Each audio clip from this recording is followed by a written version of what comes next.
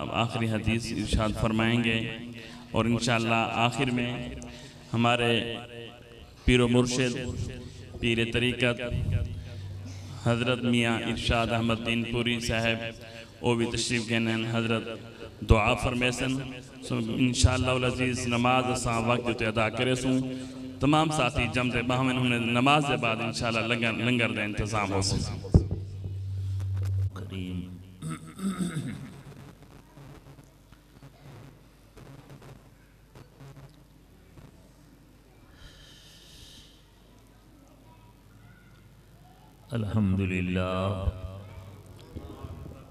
الحمد لله الذي هدانا لهذا وما كنا لنهتدي لولا أن هدانا الله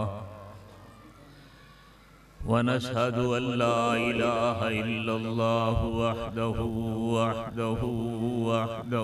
لا شريك له ونشهد أن سيدنا وسندنا ومولانا محمدا عبده ورسوله صلى الله تعالى عليه وعلى آله وصحابه أما بعد فأعوذ بالله من الشيطان الرجيم بسم الله الرحمن الرحيم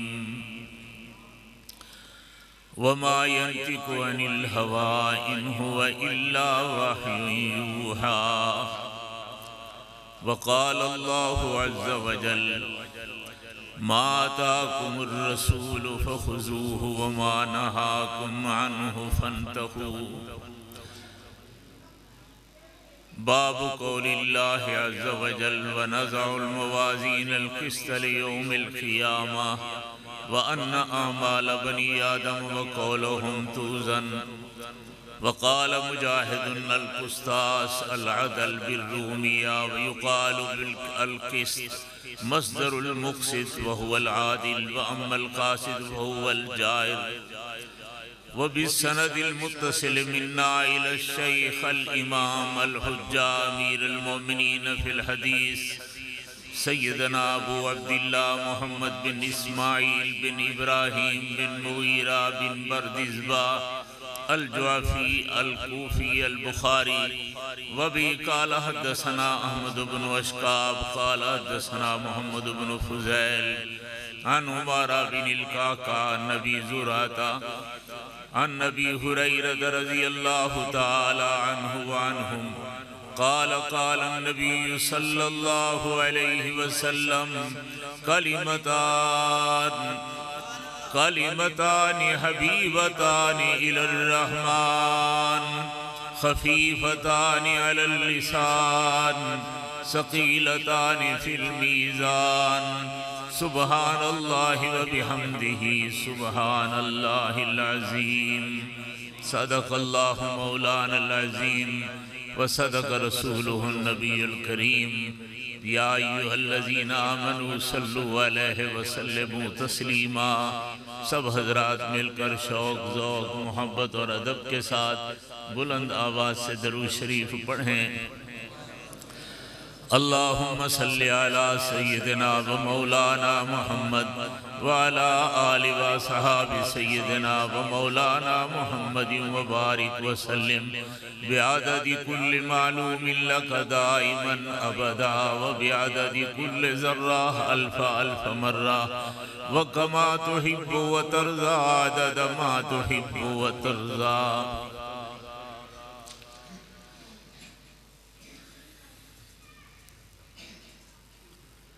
ہمارے اس قدیمی مدرسہ جامعہ مفتاح العلوم کے شعبہ طالبات میں خوش نصیب بچیوں نے آمنہ کے لال کا فرمان اور اس میں سے صحیح بخاری شریف جس کے بارے میں ہمارے علماء کے دلوں میں زبانوں پہ یہ بات آتی ہے اصح الکتب بعد کتاب اللہ۔ قرآن مجید کے بعد جو حضور صلی اللہ علیہ وسلم کے ارشادات کو جمع کیا گیا ہے سارے محدث شان والے ہیں، سیاستہ ہو، اس کے علاوہ بھی مسند امام احمد ہے، امام بہقی ہیں، بہت ساری احادیث کی کتابیں جمع کی گئی ہیں، لیکن بخاری شریف سب سے آگے ہے۔ یہی وجہ ہے کہ ہمارے بزرگوں کا معمول یہی رہا ہے۔ دارالعلوم دیوبند میں حضرت مدنی رحمہ اللہ کے دور میں بھی جب بخاری شریف کی آخری حدیث پڑھائی جاتی تھی تو ارد گرد اپنے متعلقین کو اطلاع دیتے تھے، اور وہ حضرات بھی تشریف لایا کرتے تھے، اور یہ بھی فرماتے تھے کہ اس موقع پر جو دعا لے کر آؤ اللہ قبول فرمائیں گے۔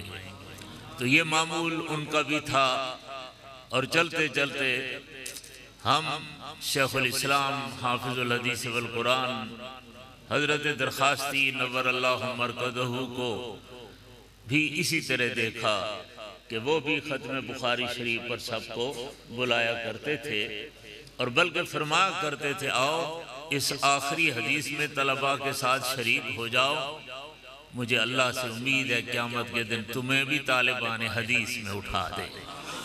تو اس امید پر بھی ہمارے بزرگ جمع کرتے رہے ہیں۔ بات کہیں اور نہ چلی جائے، ہم لوگ بالکل کمزور لوگ طالب العلم ہیں۔ میں تو اس بات کا قائل ہی نہیں ہوں کہ اس وقت دور میں کوئی بڑا محقق ہو جو حضرت مدنی سے بھی آگے پھلانگے بچائے، کچھ نہیں ہے، یہ صرف شور شرابہ ہوتا ہے۔ ہمارے اسلاف نے ہمیشہ سنت کی اتباع کی ہے، اور کوئی چیز جس میں بدعت کا تھوڑا سا بھی خطرہ ہوتا تھا تو ان لوگوں نے ان کو نہیں اپنایا ہے۔ تو بخاری شریف کے ختم کے موقع پر، اختتام کے موقع پر علماء صلحاء کا تشریف لانا اور ہمارے نیک بندوں کا جمع ہونا یہ ہمارے بزرگوں کا معمول ہے۔ ہم اس کو فرض نہیں سمجھتے، واجب بھی نہیں سمجھتے، ہر وقت کہتے رہتے ہیں۔ ہم اپنی لالچ میں آتے ہیں کہ ہماری دعا قبول ہو جائے، ہم اس طمع کو لے کر، امید کو لے کر آتے ہیں کہ ان خوش نصیب طلباء و طالبات بخاری شریف جنہوں نے پڑھی ہے، ہمارا بھی ان کے اندر کچھ حصہ مل جائے، شاید اس کے صدقے ہمیں حضور کی شفاعت نصیب ہو جائے۔ جی ہمارا نظریہ سمجھ چکے ہیں آپ لوگ؟ ہاں، تو اس میں کوئی خطرے کی بات بھی نہیں ہے۔ اگر تھوڑی سی بھی خطرے کی بات ہوتی تو ہمارے بزرگ اس کو اپنا معمول نہ بناتے۔ خیر، وقت بالکل تھوڑا ہے تو ایک دو باتیں عرض کر دیں تاکہ جو بچیاں بھی آئی ہوئی ہیں اور آپ حضرات بھی تشریف فرما ہیں، تو بالکل آسان بات کروں گا، علماء والی بات نہیں ہے۔ میں بھی طالب العلم ہوں، آپ بھی میرے ساتھ رہنے والے ہیں، اس لیے یہ ذہن میں پریشانی نہ لائے کہ شاید یہ ہمیں سمجھ آئے گی بات یا نہیں آئے گی۔ انشاءاللہ سمجھ آئے گی۔ قرآن اور حدیث اللہ نے ہمیں یہ عظمت دی اس لیے ہے کہ ہر مسلمان اس کو سمجھ سکے، اس پر عمل کرنے کی بھی عہد کر سکتا ہے۔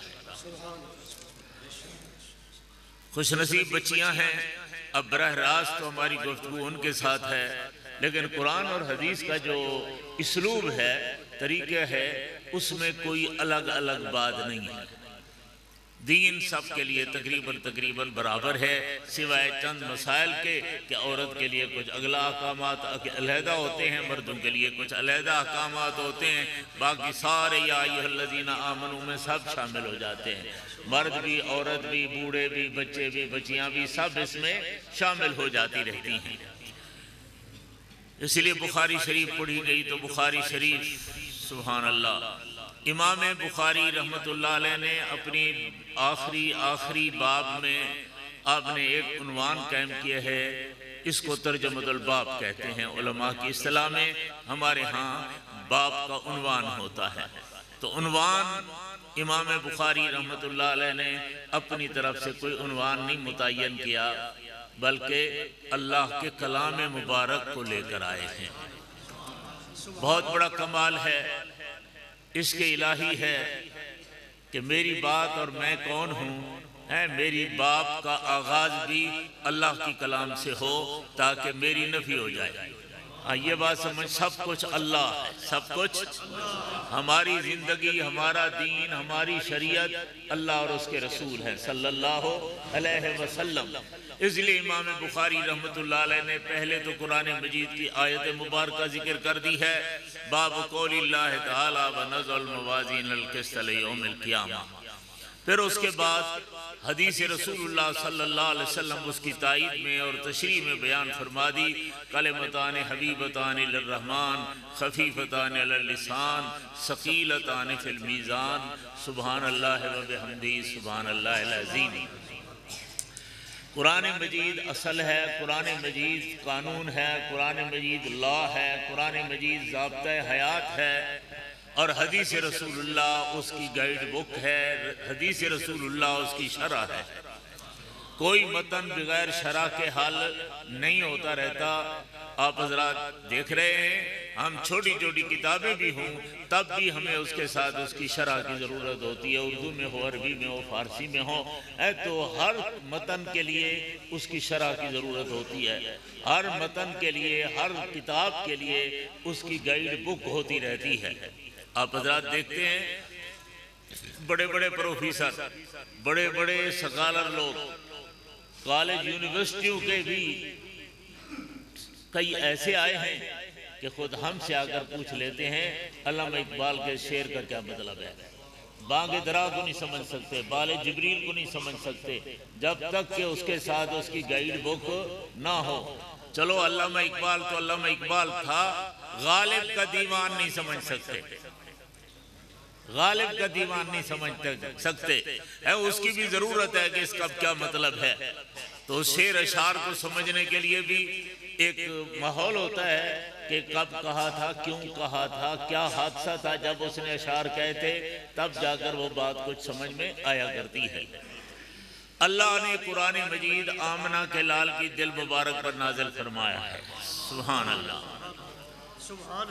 اللہ نے اپنے علم کے دریائے رحمت کو کما یلی کو بشانی، یہ ذہن میں رکھو، اللہ کی کوئی بات کی تہ تک کوئی نہیں پہنچ سکتا ہے، اللہ کی ذات کی تہ کو کوئی نہیں پہنچ سکتا ہے۔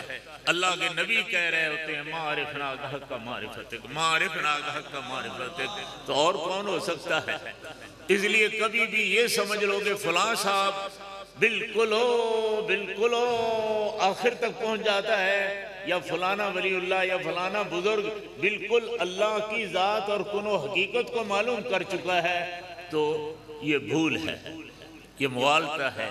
اللہ ہے بھی وہی ذات جو نہ کسی آنکھ میں سماتی ہے، نہ کسی کے دماغ میں پوری آ سکتی ہے، کیونکہ میرا رب مکان سے پاک ہے، کسی جگہ میں محدود ہونے سے پاک ہے۔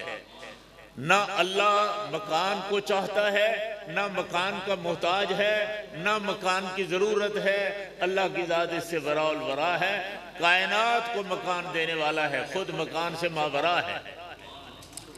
اسی طرح اللہ جل جلالہ کو جو کلام مقدس ہے اس کے لیے بھی کمال ہے۔ 100 جلدوں میں خوش نصیب لوگوں نے تفسیریں لکھی ہیں، لیکن لکھ کر بیٹھے ہیں تو ہاتھ جوڑ کر بیٹھے ہیں، یا اللہ معاف کر دینا، تیری کلام کا حق ادا نہیں ہو سکا۔ ہم صرف کسی ایک ڈاکٹر صاحب کوئی ایک ترجمہ لے لے، کوئی ایک لغت کی کتاب لے لے اور اس کے ساتھ وہ کہتے ہیں میں قرآن کو سمجھوں گا۔ ضابطہ جس ذات نے قرآن دیا ہے، قرآن حکیم عطا کیا ہے، اسی ذات نے ہی خود اس کے پڑھانے والا معلم کائنات صلی اللہ علیہ وسلم بھی خود مبعوث فرمایا ہے اور پابند فرما دیا ہے۔ محبوب آپ کی دل مبارک پر ہم نے قرآن مجید نازل کیا ہے لِتُبَيِّنَ لِلنَّاسِ، اس لیے تاکہ آپ لوگوں کو بیان فرمائیں۔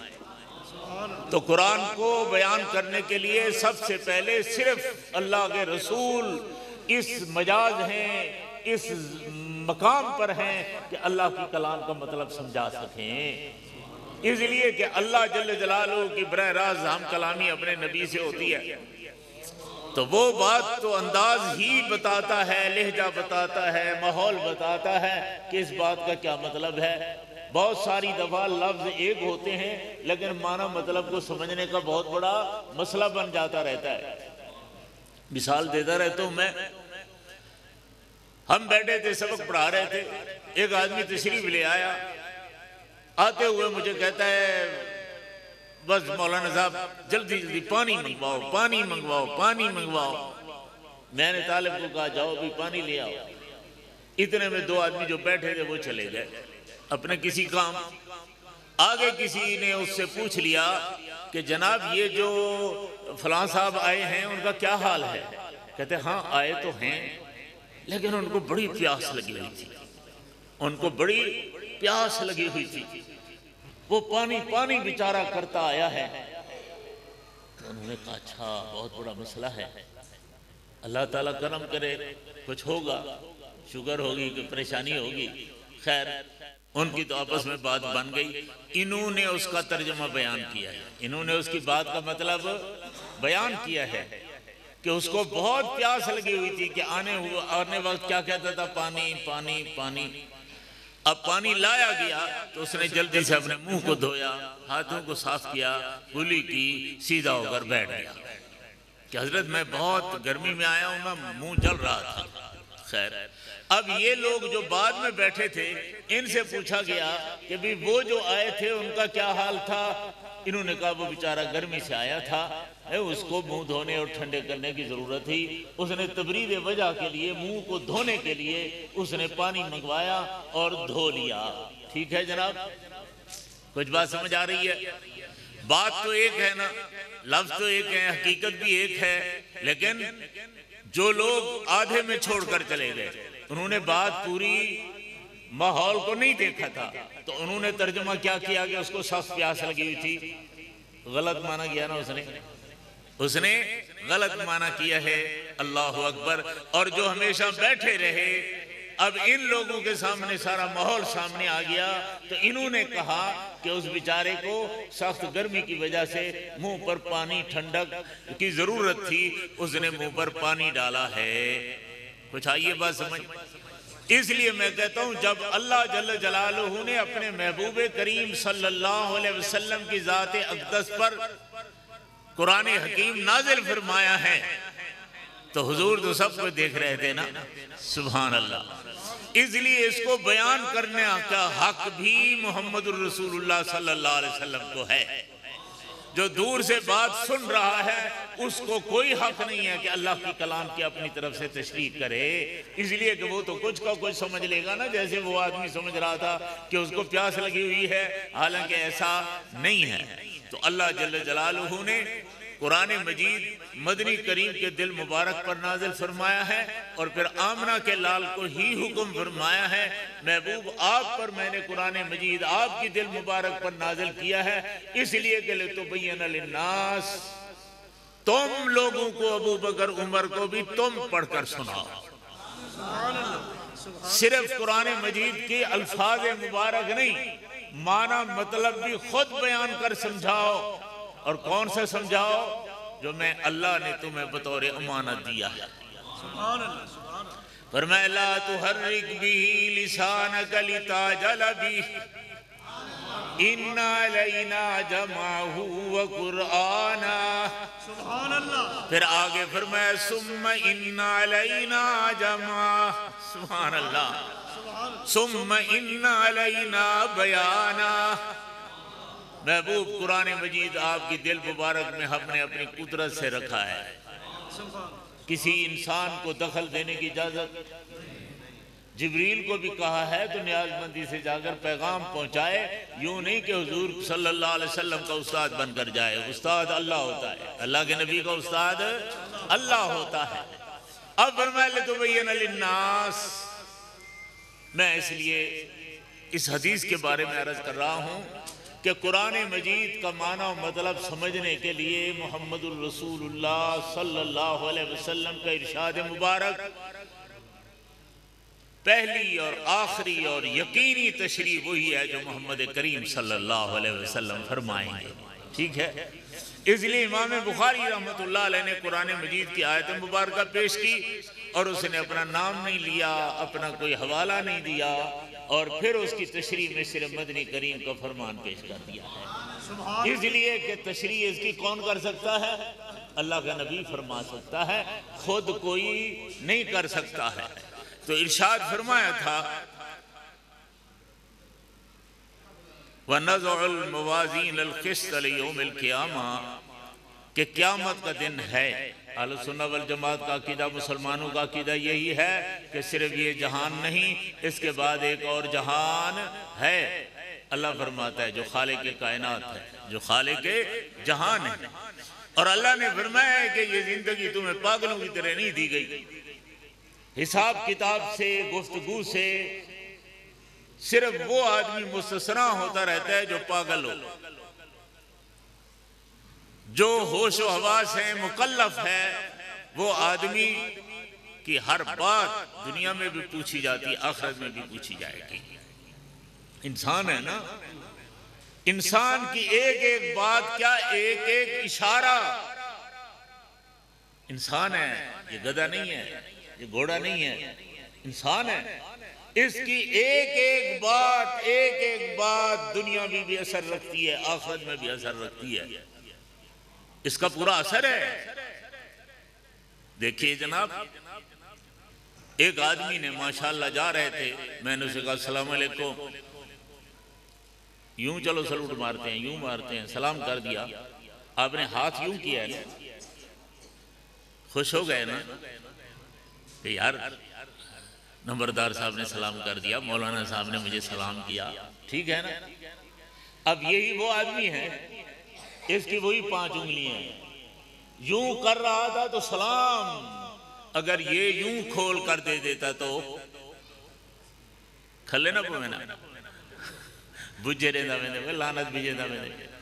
دیکھو انسان کا ایک ایک اشارہ ہے، یوں اشارہ کرو تو سلام، اور الٹ اشارہ کر دو تو اس کو بجھا کہتے ہیں، لعنت ہو جاتی ہے۔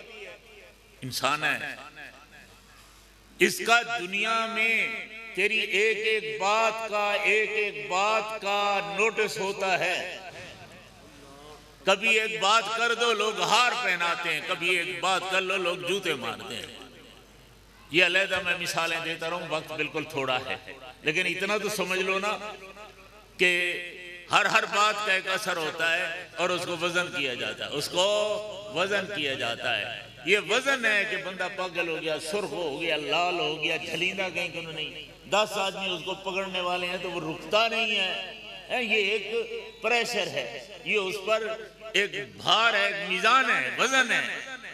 کہتے ہیں اندر دماغ صحیح کہنی ہے، اندر بڑا وزن ہے، اندر بڑا پریشر ہے، سی شدہ سے پیو کو مندے کٹینے سامنے، اندر ماں کو مندے کٹینے سے سامنے، بس اے شدہ اپنے بات سچ کہنی تو اثر ہوتا ہے نہیں ہوتا ہے؟ دنیا میں بھی اثر ہوتا ہے تو آخرت میں بھی اثر ہوتا ہے۔ تو انسان صرف یہاں کے لیے نہیں ہے، گدھا نہیں ہے کہ مر جائے تو چلو پھینک دو اس کو، نہیں، یہ انسان ہے، 1000 عظمتوں کے ساتھ لیا جا رہا ہے۔ جیسے تم جنازہ پڑھ رہے ہو، اس کو الوداع کرنے کے لیے مومن آدمی کو آگے فرشتے اس کے استقبال کے لیے کھڑے ہوئے ہوتے ہیں۔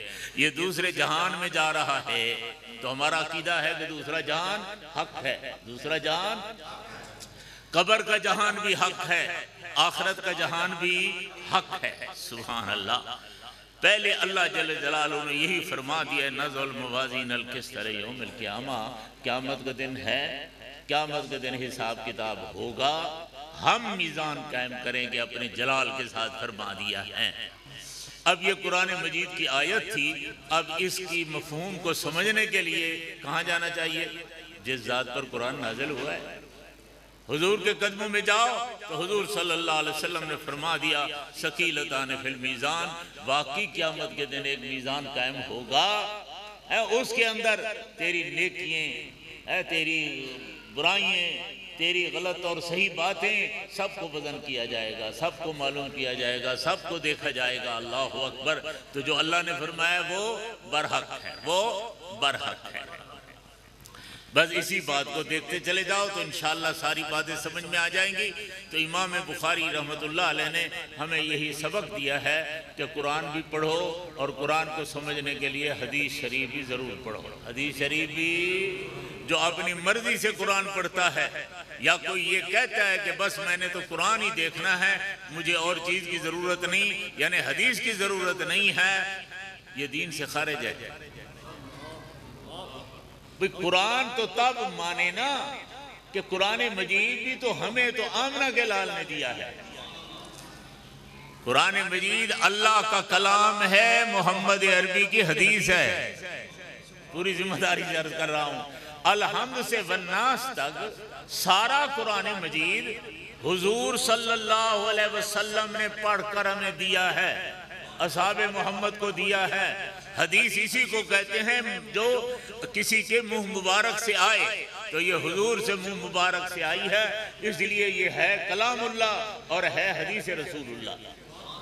جو اس میں فرق کرے گا کہ کلام اللہ کوئی اور چیز ہے، حدیث رسول اللہ کچھ اور چیز ہے، معنی یہ ہوا کہ خدا کا کوئی اور راستہ ہے، رسول اللہ کا کوئی اور راستہ ہے، تو یہی گمراہی کا ایک بہت بڑا ایک کیا کہو گہرا کنواں ہے۔ یہ وہ اندھیرا ہے جو بندے کو پاگل کر دیتا ہے۔ اس دور میں چینلوں میں اور بیچارے دوسرے علوم کے اندر پڑھنے والے لوگ وہ ڈائجسٹوں میں ایسی باتیں پڑھتے ہیں اور پھر اس کے اندر ان کا دماغ عجیب ہو جاتا ہے۔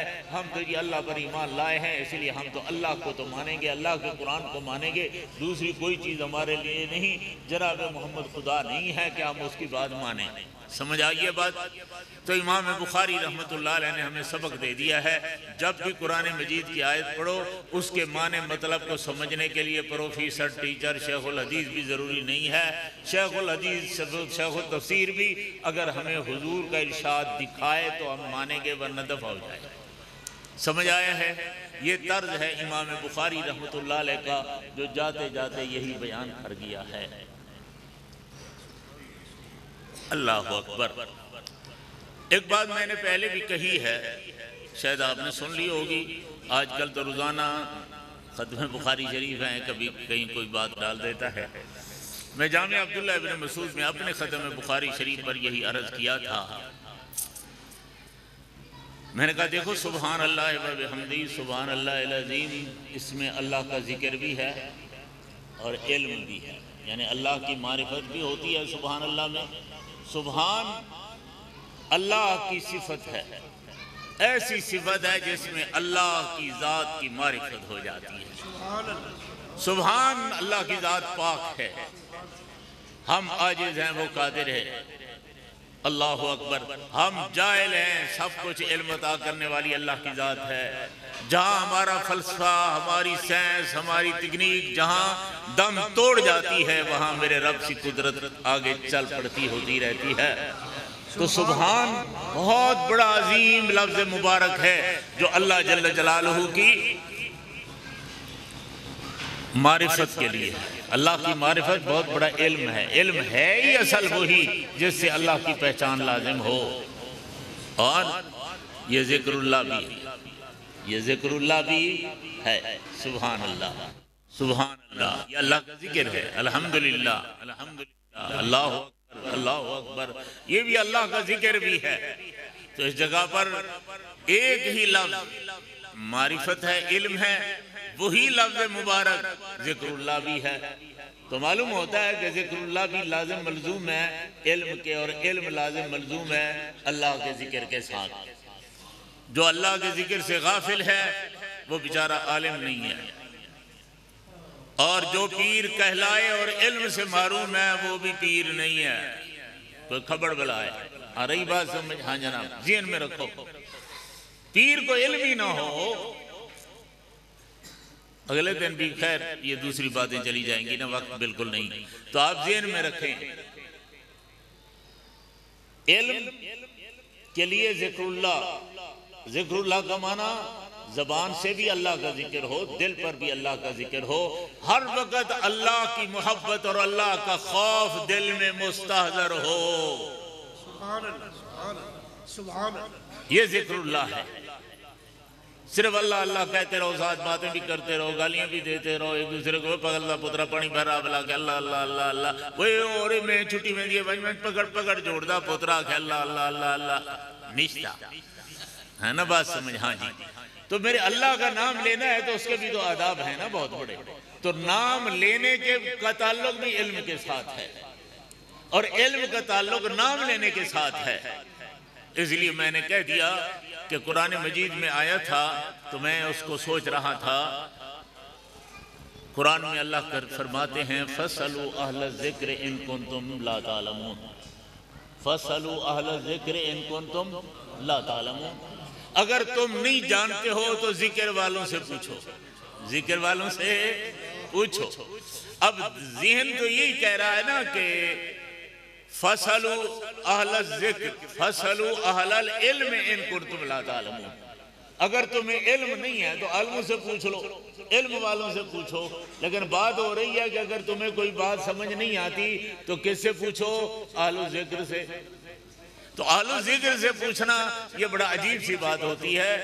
ہمارا تصور یہ ہوتا ہے کہ پیر جاہل ہوتا ہے، اس کو تو کچھ نہیں آتا، اور مولوی جو ہوتا ہے عالم یہ خوف خدا سے فارغ ہوتا ہے، ذکر سے فارغ ہوتا ہے۔ ایسا نہیں ہے، نہ وہ مولوی ہے جس کو قرآن اور حدیث پر عمل نہ ہو اور وہ اللہ کے ساتھ تعلق نہ رکھے، استحضار خدا بندی نہ ہو، وہ پیر بھی پیر نہیں ہے جس کو قرآن اور حدیث کا علم نہ ہو۔ دیکھو آپ حضرات جتنی ڈگریاں لے جائیں اس کا مرکز جو ہوتا ہے وہ میٹرک شروع ہوتی ہے۔ میٹرک اچھے نمبروں پہ کر لو، پھر اگلا ایف اے بی اے بھی اچھے نمبروں میں کر لو، تمہاری مرضی تم ایل ایل بی کی طرف جاؤ، تمہاری مرضی تم انجینئر بن جاؤ، تمہاری مرضی۔ اسی طرح جناب قرآن حدیث کا علم فرض ہے، طالب العلم فریضۃ علی کل مسلم و مسلمۃ۔ پیر کیا معنی؟ ہر آدمی کے لیے ضروری ہے، ہر مسلمان کے لیے ضروری ہے۔ اب جناب ضروریات دین کا علم ہو جائے، پھر تو محدث بن جا، تو مجتہد بن جا، تو پیر فقیر بن جا، تو اللہ والا بن جا، لیکن لین پہلی یہی ہے۔ اس لیے فرمایا ہے کہ فَاسْأَلُوا أَهْلَ الذِّكْرِ إِن كُنتُمْ لَا تَعْلَمُونَ۔ پھر میں نے آگے دیکھا تو پھر آ رہا تھا إِنَّمَا يَخْشَى اللَّهَ مِنْ عِبَادِهِ الْعُلَمَاءُ۔ اللہ سے صحیح معنی جو ڈرتے ہیں وہ علماء ہوتے ہیں۔ میرے ذہن میں تو یہی تھا نا کہ صرف جو بزرگ اور اللہ والا ہے وہ اللہ سے زیادہ ڈرتا ہے۔ اللہ کہتے ہیں علماء زیادہ جانتے ہیں۔ معلوم ہوتا ہے کہ اہل علم اور اہل ذکر میں تلازم ہے، ایک کچھ ہے۔ جیسے وہاں فرمایا فَاسْأَلُوا أَهْلَ الذِّكْرِ إِن كُنتُمْ لَا تَعْلَمُونَ، تو اس جگہ پر بھی فرما دیا إِنَّمَا يَخْشَى اللَّهَ مِنْ عِبَادِهِ الْعُلَمَاءُ۔ تو بڑا پیر کون ہوگا؟ جو بڑا عالم ہوگا، جو بڑا عالم ہوگا۔ میں نے اس لیے بار بار کہا تھا قرآن مجید نے کیا کہا ہے، فرمایا اِنَّا نَحْنُ نَزَّلْنَا الذِّكْرَ وَإِنَّا لَهُ لَحَافِظُونَ۔ ہم کیا معنی بیان کرتے رہتے ہیں کہ ہم نے قرآن مجید اتارا ہے اور ہم اس کی حفاظت کریں گے۔ تو اِنَّا نَحْنُ نَزَّلْنَا الذِّكْرَ فرمایا، اللہ فرما دیتے اِنَّا نَحْنُ نَزَّلْنَا الْقُرْآنَ، ہم نے قرآن مجید نازل کیا اور ہم ہی اس کی حفاظت کرتے ہیں۔ قرآن علم ہے، قرآن علم ہے اور ذکر جامع لفظ ہے۔ وہ قرآن مجید کے الفاظ مبارک کو بھی شامل ہے، اللہ اللہ اللہ اللہ کرنے کو بھی شامل ہے، دل میں مراقبے کو بھی شامل ہے، پورے دین کو شامل ہے۔ اس لیے پورا قرآن مجید الحمد سے لے کر والناس تک سارے کا سارا اللہ کا ذکر ہے، سارا اللہ کا سید الاذکار ہے قرآن مجید۔ ہمارے نانا جان کبھی طلبہ آتے کہتے حضرت ہمیں مرید کرو، حضرت فرماتے جاؤ جاؤ ابھی پڑھو ابھی دیر ہے۔ تو کوئی بڑا چگڑ ہو رہے آتے، میں حضرت تھی میں تو حضرت اس کو بیعت کر لیتے تھے، پھر آ جاتا حضرت کے وظیفہ پر میں جاؤ مطالعہ کرو تکرار کرو، یہی تمہارے لیے وظیفہ ہے۔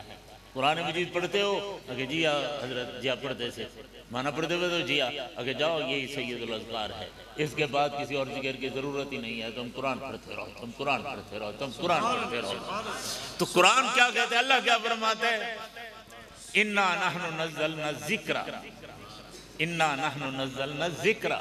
اب ذکر میں قرآن بھی آ گیا، ذکر میں ذکر بھی آ گیا، ذکر میں علم معرفت بھی آ گیا، ذکر میں ساتوں لطائف بھی آ گئے ہیں، ذکر کے اندر سبحان اللہ استحضار قلب بھی آ گئی ہے۔ جس کے دل میں اللہ کی محبت آ جاتی ہے وہ بزدل نہیں ہوا کرتا، وہ بہادر بھی ہوا کرتا ہے۔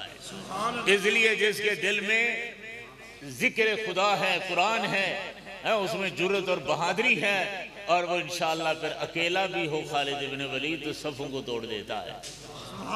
پھر اس کے دل میں کوئی تردد نہیں رہتا کہ جی دریا آ گیا ہے، میں نے قافلہ عبور کرنا ہے، ہم نے تو باہر جا کر حملہ کرنا ہے، اب کیسے جائیں؟ فرمایا اب کیسے کا یہ مانا اللہ سے تعلق ہے، اللہ کی طرف متوجہ ہو جاؤ، اللہ دل میں ڈال دیتے ہیں، الہام فرما دیتے ہیں، ابو عبیدہ ڈال دو دریا میں گھوڑے۔ میں ہوا تھی سکتے یار کے زمانے کو دیکھو، کچھ حالات کو دیکھو۔ آج بھی ہمیں لوگ کہتے ہیں قرآن پر عمل کرنا بڑا مشکل ہے، حالات کو تو دیکھو۔ میں کہ حالات کیا ہوئے؟ میرا مدنی کریم آخری نبی ہے، قیامت تک سارے حالات مدنی کریم کی شریعت کے قدموں میں ہیں۔ یہ جھوٹ ہے جو کہتے ہیں حالات سے بدلیں گے، وہ بدل جائیں حالات سے، مسلمان کیوں بدلے؟ میرا نبی زندہ ہے، نبی کی کتاب زندہ ہے جو ہمارے پاس موجود ہے، اس کا ایک لفظ مٹا کر دکھائے کوئی ایمان دوں گا، انعام دوں گا، کوئی بات ہے بھائی؟ تو بہرحال یہ امام بخاری سکھانا چاہ رہا ہے ہمیں کہ قرآن پڑھو، قرآن کا معنی مطلب سمجھو، لیکن یہ قرآن تب سمجھ آئے گا جب تم حدیث رسول اللہ صلی اللہ علیہ وسلم پڑھو گے۔ ایک کتاب پڑھ لو، ایک کسی نے اگر پمفلٹ پھینک دیا، اس 20 سال سے مولانا کے پیچھے آپ نماز پڑھ رہے ہیں، اب شک پہ گئے، کسی اسی کل سیکھے این آنکھیں کہ یہ لکھ دیا ہے، پھر کیا قیامت آ گئی بھائی؟ اس لیے ہمیں دکھانا ہوگا، اور ایسے ٹوٹی پھوٹی حدیث بھی نہیں چاہیے۔ آج بھی اگر حدیث شریف پڑھانے کے لیے بڑا محدث بیٹھے، جب تک یہ سند نہیں پڑھے گا تو ہمارا استاد دیوبندی تو ویسے ہی اپوزیشن مزاج کا ہے نا، لوگ میرے لڑاکا ہے، جو بلا بھی ہے تو صحیح نا، وہ کہے گا استاد جی تسا حضور سے کو مل آئی ہو، تسا جو کہتے ہیں کالا کالا رسول اللہ صلی اللہ علیہ وسلم یا کالا رسول اللہ، تسا حضور کو سن آئے ہو یار کہنا، بل کیوں اکھیں بیٹھو جو حضور نے فرمائے؟ جرت کیسے ہو گئی؟ امام بخاری کو جرت نہیں ہوئی کہ وہ کہتے قال رسول اللہ صلی اللہ علیہ وسلم، نہیں، اس کو بھی شاگردوں نے بھی کہا اور ماحول تھا، اس نے کہا مجھے میرے استاد احمد ابن اشکاب نے پڑھایا ہے، اس کو اس کے استاد حضرت عمارہ بن القعقاع نے، اس کو حضرت ابی زرع نے، ابو زرع شاگرد ہے حضرت ابو ہریرہ کا، اور دنیا کو پتہ ہے ابو ہریرہ شاگرد ہے مدنی کریم کا۔ سمجھ آ رہی کوئی بات؟ اس لیے ایسا نہیں ہے کہ کوئی پروفیسر آ گیا اسے ڈاکٹر در سے قرآن دے گا۔ اچھا یار چھوڑو یار، کیا مولوی کے پیچھے، ہم تو چینل میں پڑھیں گے، ہم تو جناب وہ کیا ہوتی ہے بلا ٹی وی میں دیکھیں گے، جنگ تو جنگ چاڑی پہ قرآن سن رہا ہے، واہ بھائی واہ، سگریٹ بھی پی رہے ہو، کھانا بھی کھا رہے ہو، ایسے قرآن نہیں آتا۔ ہمارے حضرت رحمہ اللہ فرمایا کرتے تھے قرآن مجید وہ ناز بھرا محبوب ہے، اگر تم اپنے سارے کو مٹی سے ملا دو تو وہ ایک ذرہ بھی دیتے تو اس کی مہربانی ہے۔ اس لیے قرآن اور حدیث کو پڑھنا ہے، باوضو بیٹھو۔ یہ نہیں کہ لوگ کہتے ہیں مولوی کہتے ہیں ہمارا وہ بلیک میل کرتے ہیں مولوی، ہم کیوں نہیں سمجھ سکتے؟ میں تو جوتی لینا میں کو سی رہے، وہ جوتا سی سکتے ہو؟ آگے ابا میں کوئی موچی تھوڑا، موچی دا کیا مانا بھائی؟ چلو میرا جوڑا کپڑے دا ابھی زال دا کہ چلو جوڑا سی چھوڑیا کر، زال راضی سی سے اچھے درجے کے بعد جاؤ۔ اگر تو باقی چیزوں پہ یہ اعتراض نہیں کر سکتا کہ میں کیوں نہیں جوتا سی سکتا، میں کیوں نہیں جوڑا سی سکتا، تو جناب اس میں بھی زبان کو ذرا ہلکا رکھو، یہ مت کہو کہ میں کیوں نہیں قرآن خود سمجھ سکتا۔ اسی لیے اس کے لیے بھی ایک ماہر قرآن کی ضرورت ہے جس کی سند حضور تک پہنچی ہوئی ہو۔ میرے اکثر الفاظ ہوتے ہیں باوضو رہو، خوشبو لگاؤ، بیت اللہ کی طرف منہ کرو، اس استاد کی خدمت میں جا کر دو زانو بیٹھو، قرآن مجید کو کھولو، تیری آنکھیں دل دماغ قرآن پر اور قرآن کی آنکھیں تیرے دل دماغ پر، پھر دیکھو کیسے انوار آتے ہیں، پھر کیسے قرآن سمجھ آتا ہے۔ ورنہ یہ لوگ بھلا جیسے بھی رہے ہیں، بڑے بڑے سکالر اور بڑے بڑے اپنے آپ کو مفکر کہلاتے ہیں، غلطیاں کھا گئے۔ مودودی جیسا سمجھدار آدمی نبوت کے بارے میں بھول گیا، اس نے کہا نبیوں سے غلطیاں ہوتی ہیں، نبی معصوم نہیں ہو سکتا۔ صحابہ اصحاب محمد کے بارے میں بھول گیا، اللہ اکبر، کہ کہنے لگے جی جناب صحابہ یہ حجت نہیں ہو سکتے، کیونکہ اس سے وہ غلطی ہو گئی، وہ غلطی ہو گئی، وہ غلطی ہو گئی، نبی سے وہ بھول ہو گئی، وہ بھول ہو گئی، وہ بھول ہو گئی۔ تو تم آؤ علماء کے قدموں میں بیٹھو، پھر پتہ چلتا ہے نہ نبی بھولا ہے نہ صحابہ بھولا ہے۔ سبحان اللہ، سبحان اللہ۔ تجھے گناہ کا پتہ ہی نہیں، گناہ کس کو کہتے ہیں؟ گناہ کہتے ہیں جان بوجھ کر کے یہ اللہ کا حکم ہے اور پھر اللہ کا حکم جان کر اللہ کا حکم نہ مانے، اس کو گناہ کہتے ہیں، اس کو گناہ کہتے ہیں۔ اگر اجتہاد ہے تو اجتہاد کے علیحدہ درجے ہیں، کیونکہ اکثر پڑھے لکھے لوگ نظر بیٹھے ہو، سمجھدار ہو، اجتہادی غلطی ہوتی ہے۔ صحابہ کا اجتہاد تو ویسے ہی قبول ہے، تبع تابعین کے دور میں آ کر ائمہ آئے ہیں تو وہاں بھی یہ حکم ہے کہ اگر کسی نے قرآن اور حدیث کی روشنی میں ایک مسئلے کا استنباط اور اجتہاد کیا ہے، کوشش پوری کی ہے، لیکن پھر بھی غلطی ہو گئی ہے، پھر بھی غلطی ہو گئی ہے، تو میرے نبی کی شریعت کہتی ہے اس کو بھی ایک ثواب دے دیا۔ سبحان اللہ، سبحان اللہ۔ کی غلطی ہے، لیکن فرمایا اگر مجتہد سے غلطی ہو جائے تو اس کو بھی ثواب ملے گا، اور اگر ماشاءاللہ مراد خدا بندی پر مستقل اور صحیح مراد بیان کر دیا ہے، فرمایا اس کو ڈبل اجر ہوگا۔ سہو اور نسیان علیحدہ چیز ہوتی ہے، وہ معاف ہوتی ہے، لیکن استنباط جو جان بوجھ کر کیا جاتا ہے، عمدن کیا جاتا ہے، پوری محنت کر کے کیا جاتا ہے، اور اس میں بھی خطا ہو سکتی ہے، خطا ہو سکتی ہے۔ جب خطا ہو سکتی ہے تو جس سے خطا ہو گئی اس کو ایک ثواب، جس نے ثواب کر دیا اس کو ڈبل۔ کتنا سمجھاتے رہوں؟ ائمہ مجتہدین میں یہی بات ہے، قرآن اور حدیث سے ایک مسئلہ مستنبط کیا ہے، اب علماء یا قدوری پڑھن والے لوگ اصول شاشی والوں کو سمجھ آئے گا ایسے، ہاں جی، تو انہوں نے کہا اس کا معنی یہ ہے، قرآن میں آتا ہے جب کسی کو طلاق ہو جائے تو وہ 3 حیض 3 قرء وہ عدت بیٹھے گی۔ اب لفظ قرء میں مسئلہ بن گیا، سارے ائمہ نے اپنے طور پر اجتہاد فرمایا ہے۔ سیدنا امام اعظم ابو حنیفہ فرماتے ہیں ثلاثۃ قرء سے مراد حیض ہے، 3 حیض ہیں، اور سیدنا امام شافعی رحمت اللہ علیہ نے فرما دیا کہ قرء سے مراد طہر ہے، یعنی 3 طہر حیض کے بعد جو پاکی ہوتی ہے، پھر اس کے بعد پھر اس کا گنا جائے۔ دونوں حق پر ہیں، دونوں۔ اب حقیقت اللہ بہتر جانتا ہے بھی ان میں سے کون ثواب ہوگا، لیکن یوں نہیں ہے کہ کسی سے غلطی ہوئی ہے تو پھر اللہ کہتا ہے اس کو بھی ثواب، اس کو بھی ثواب لگا، تو رات دن میرے اللہ کی کتاب میں اور محمد کے فرمان میں لگا رہا ہے نا۔ اخلاص کے ساتھ جب محبت کرے گا تو اجر سے خالی نہیں ہے، اور یہ بات سمجھ، اس لیے نبی کے بارے میں تو اجتہادی غلطی کا لفظ بھی استعمال کرنا غلط ہے، صحابہ کے بارے میں اجتہادی غلطی کا لفظ کہا جاتا ہے، لیکن جب اللہ تو ثواب کی بارش برسا رہا ہے، تو کون ہوتا ہے اولوہا؟ اپنی حیثیت تو سمجھ۔ بادشاہ پر جو بھنگی گھر کا اعتراض کرے کیا کہو گے؟ جمہوری دور ہے، اس کی بھی سنو۔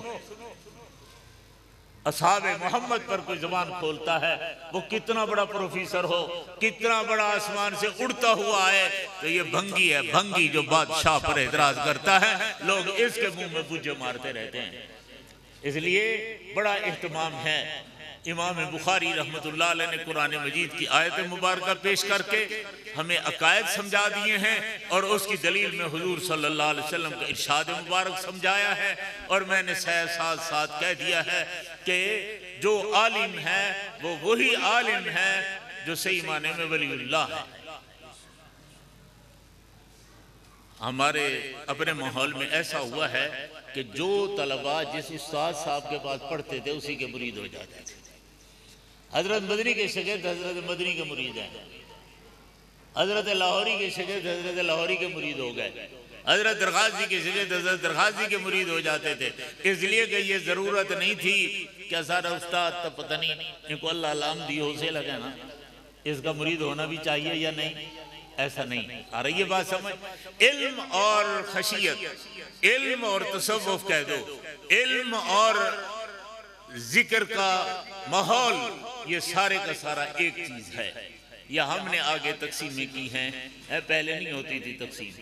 جو اپنے ڈاکٹر ہیں پہلے ایک کو ڈاکٹر ہوتا کہیں دہانے درد بیاشدہ ہوں کرنے منیا، آنکھ درد ہے ہوں کرنے منیا، بخار ہے ہوں کرنے منیا. اب سپیشلسٹ دور آ گیا. اب دیکھ دو جو آنکھ والا کون ہے تو ناک والا کون ہے تو کان والا کون ہے. اس طریقے سے الگ ہونے لگ گئے. ہمارے ہاں بھی کچھ ایسا ہونا لگ گیا کہ پھر ہم سپیشلسٹ ہوتے گئے کہ یہ خانقاہ ہے، یہ مدرسہ ہے، یہ تبلیغی مرکز ہے اور یہ فلاں ہے. ساری چیزیں ایک تھی. یہ بات سمجھ؟ اب اس میں جو الگ الگ ہوئے ہیں اس کے اندر بڑی پریشانیاں لازم آئی ہیں. تو میں نے یہ عرض کیا تھا کہ سبحان اللہ و بحمدہ سبحان اللہ العظیم، اس میں اللہ کا ذکر بھی ہے اور اللہ کی معرفت اور علم بھی ہے. علم اور معرفت خدا بندی، علم اور ذکر الہی برابر ہوتا رہتا ہے، ایک کچھ ہے. بس اس کو آگے نہیں بیان کریں، میرا خیال ٹائم بھی شاید عصر کا پورا ہو رہا ہے. 2-4 لفظ کہہ دیے ہیں انشاءاللہ. تو اب ہم آخری حدیث پڑھ لیتے ہیں. آپ بھی پڑھیں، بچیاں بھی پڑھیں، زور سے پڑھیں. اللہ ہمیں بھی کچھ نصیب فرما دے. پڑھتے جائیں. وان نبی ہریرہ رضی اللہ تعالی عنہ. پڑھو پڑھو پڑھو، کوئی آسان لفظ ہے. کیا کیا کرو، ابو ہریرہ کی تو بات ہی چھوڑ کے ہم بھول گئے. عن نبی ہریرہ رضی اللہ تعالی عنہ. آنکھو چا ہم تو محمد کے یاروں کے بھی غلام ہیں. شاید اس ابو ہریرہ کے نام لینے سے بھی ہماری نجات ہو جائے. محبوب کا پیار آ جائے تو شفاعت حضور کی مستحق ہو جاتی ہے. یہ وہ ابو ہریرہ ہے جو عاشق رسول ہے. عشق ایسے نہیں آتا. ان کا نام کتنا ہے کسی کو پتہ نہیں. بڑے بڑے مشرہ نے کہا اس کے 35 نام ہے، اس کے اندر 30 قول ہے، اس کے اندر 40 قول ہے. نام ہی اس کا گم ہو گیا ہے. حضور کی خدمت میں آئے تھے تو کمبل میں کوئی چیز لکائی بدیاں. حضور سے فرمایا یہ کیا ہے؟ کیسی یہ بلی دا بچہ ہے. پیا ہاتھ میں کچھ چاہیے آیا. میں کہ چلو شدہ سردی ہے مردہ پہ. حضور نے فرمایا ابو ہریرہ وہ چھوٹی بلی بلونگڑے دا پی ہوا ہے نا. بات سمجھ؟ بس ابو ہریرہ نے کہا میرے بابے والا نام ختم، اب محمد والا نام چلے گا. جناب ابو ہریرہ پھر اپنے سین بھی ابو ہریرہ کے ساتھ کرتے تھے، اس لیے کوئی پتہ نہیں اس کا نام کیا ہے. ہم بڑے مولوی کوشش کرتے ہیں شرعی اٹھانے کے. کوئی کہتا ہے اس کا نام فلانا تھا، کوئی فلانا تھا فلانا تھا. 30 قول ہیں. اب 30 میں سے کس کو ترجیح دیں گے؟ پھر آ کھڑتے ہیں ابو ہریرہ رضی اللہ تعالیٰ عنہ. یہ عشق ہوتا ہے. عن نبی ہریرہ رضی اللہ تعالیٰ عنہ. کوئی زبان چپ نہ رہے یار. میں چھوٹے بال کو بلاؤں نا 5 سال والے کو یہ اٹھی کڑ گئے. ہاں عن نبی ہریرہ رضی اللہ عنہ. تو سا نہیں بول سکتے بلا. آکو عن نبی ہریرہ رضی اللہ عنہ قال قال النبی صلی اللہ علیہ وسلم